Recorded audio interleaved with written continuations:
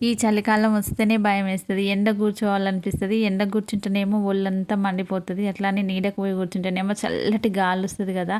అయినా డిసెంబర్‌లో పెట్టాల్సిన ఇంత చలి నవంబర్‌లోనే పెడుతుంది. ఇంకా చూడాలి సంక్రాంతి వరకు ఎంత చలి ఉంటదో ఏమో! ఇంకొక ముఖ్యమైన విషయం అయితే మీతో షేర్ చేసుకోవాలనుకుంటున్నా. నేను చేసిన మిస్టేక్ ఎవ్వరు చేయొద్దనైతే నేననుకుంటున్నా. అంటే నాలాంటి వాళ్ళు ఎవరో ఒకరు ఉంటారు కదా! వాళ్ళ కోసం అయితే నేను ఈ వీడియో చేస్తున్నా. జుట్టు పెద్దగుండాలని ఎంతమందికి ఉండదు చెప్పండి. నాకు గూడా ఒకప్పుడు బాగా ఉండే లాంగ్ హెయిర్. కాకపోతే నేను ఒక డిగ్రీ కంప్లీట్ అయిన తర్వాత అయితే కంప్లీట్‌గా దాన్ని పట్టించుకోవడమే మానేసిన. ఎప్పుడు చూడు హెడ్ బాత్ చేసుకుంటూనే ఉండేది. అంటే రెగ్యులర్‌గా హెడ్ బాత్‌తోనే ఉంటుండే. ఎప్పుడు ఆయిల్ పెట్టకపోయేదాన్ని.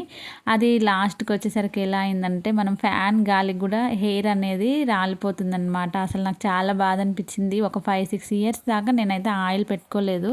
అంటే ఇంక స్నానం చేసే ముందు కొద్దిసేపు పెట్టుకొని హెడ్ బాత్ చేసేదాన్ని. అయినా కూడా ఇంప్రూవ్ లేదనమాట నా హెయిర్‌కి.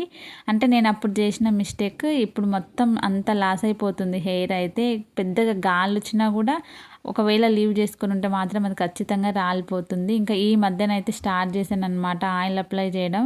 ఒక 1 మంత్, 2 మంత్స్ నుంచి అయితే స్టార్ట్ చేశా. ఇప్పుడైతే బెటర్ అనిపిస్తుంది. జుట్టు పెరగకపోయినా పర్లేదు గానీ ఊడకుండా ఉంటే చాలులే మొత్తం బట్టతల అయితదా అని అయితే భయమేసిందనమాట నాకైతే.